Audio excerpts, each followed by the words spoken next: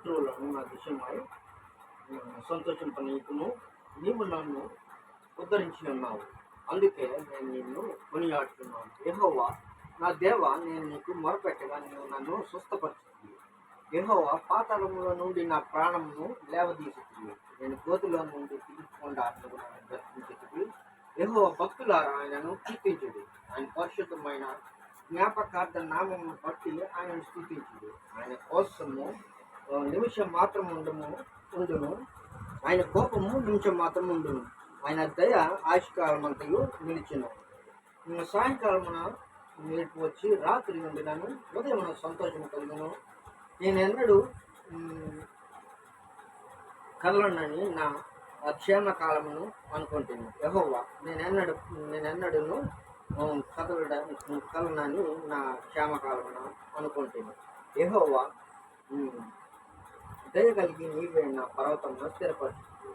నీ ముఖమును నీవు దాచుకున్నప్పుడు నేను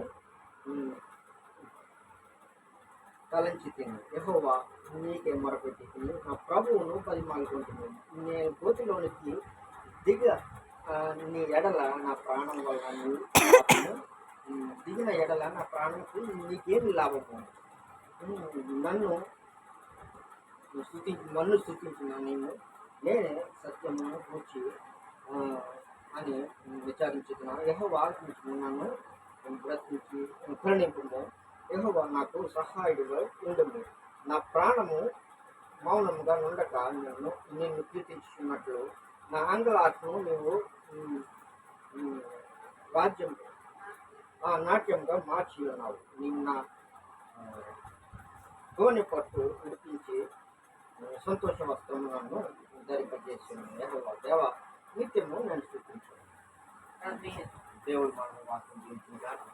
పరిశుద్ధుడు అయిన ప్రభావ, మహోన్నతుడైన దేవ యేసయ్య, మా జీవిత కాలంలో ప్రవర్తన మదిలి ఆశను పెంచుకుంటూ మాకు ఉన్న ప్రవర్తనని వేదనలు అయితే ప్రవర్తనలు కన్నీరు అయితే ఉంది, ఆర్థిక